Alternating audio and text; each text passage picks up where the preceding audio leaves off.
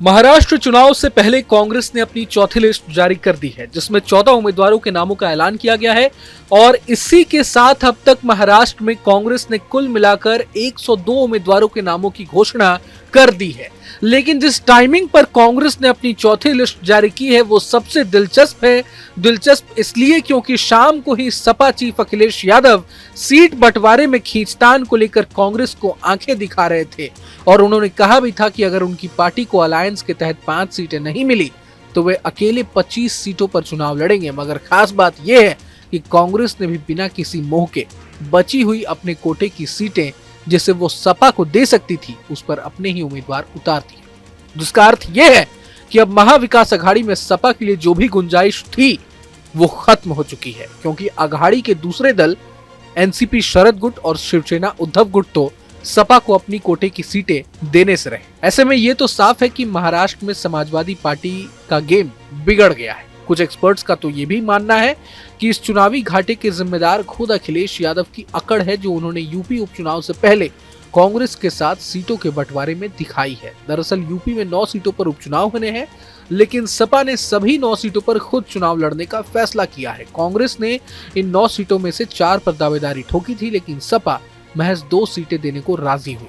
मसलन कांग्रेस ने 2 सीटों का भी त्याग कर दिया और सपा को सभी सीटों पर चुनाव लड़ने की छूट दे दी। अब माना जा रहा है कि कांग्रेस यूपी का बदला अखिलेश से महाराष्ट्र में ले रही है, लेकिन अखिलेश का अगला कदम क्या होगा ये सबसे बड़ा सवाल है, क्योंकि हाल ही में महाराष्ट्र सपा के अध्यक्ष अबू आजमी ने कहा था कि अगर उन्हें एमवीए यानी इंडिया अलायंस के तहत 5 सीटें नहीं मिलती है तो वे 25 सीटों पर अकेले चुनाव लड़ेंगे। सीट बंटवारे को लेकर घमासान के बीच सपा मुखिया अखिलेश यादव का भी बयान सामने आया।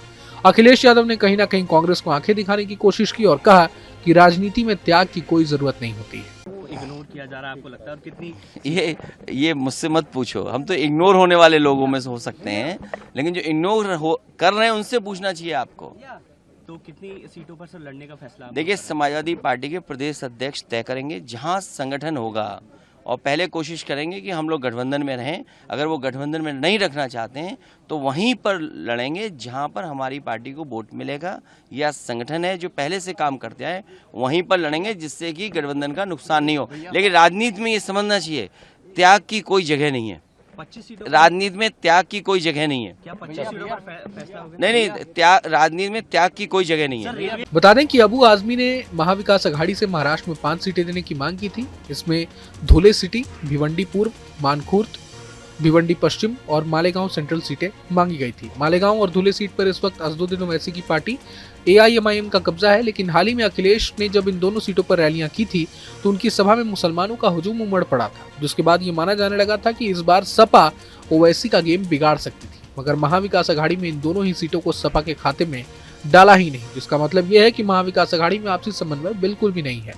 जानकारी के लिए बता दें कि भिवंडी वेस्ट से कांग्रेस ने दयानंद चोरघे को टिकट दिया है, भिवंडी ईस्ट से शिवसेना ने अनिल गोटे को उतारा है, तो वहीं मालेगांव से कांग्रेस ने एजाज बेग को टिकट दिया है। ये तो साफ है कि अखिलेश यादव हरियाणा वाली गलती नहीं दोहराना चाहते थे, जहां वे इंतजार करते रह गए और कांग्रेस ने उनके लिए एक भी सीट नहीं छोड़ी। राहुल गांधी ने खुद उनसे ऐसा वादा किया था। मजबूरी में अखिलेश यादव ने चुनाव न लड़ने का फैसला किया। अब हाल के वाक्य से अखिलेश यादव का गुस्सा 7वें आसमान पर है। वे तो गठबंधन में चुनाव लड़ने की तैयारी कर रहे थे, लेकिन यहाँ कोई उनसे बात भी नहीं कर रहा। अब सबकी नजर अखिलेश यादव के फैसले पर है। क्या समाजवादी पार्टी इस बार महाविकास अघाड़ी के खिलाफ चुनाव लड़ेगी? और अगर ऐसा हुआ तो जाहिर तौर पर फायदा महायुति यानी एनडीए यानी बीजेपी खेमे को पहुंचेगा। जानकारी के लिए बता दें कि 20 नवंबर को महाराष्ट्र की 288 सीटों पर वोटिंग होनी है। अब जनता इस बार के चुनाव में किसकी साइड रहती है ये देखना दिलचस्प होने वाला है। बहरहाल पूरे मसले को लेकर आप क्या सोचते हैं हमें कमेंट बॉक्स में जरूर बताएं। अगर आपको ये वीडियो पसंद आए तो लाइक करें और चैनल को सब्सक्राइब करें। वही तमाम बड़ी खबरों के लिए देखते रहें न्यूज नेशन। न्यूज नेशन अब व्हाट्सएप पर खबरों की ताजा अपडेट के लिए न्यूज नेशन के इस क्यूआर कोड को स्कैन करें।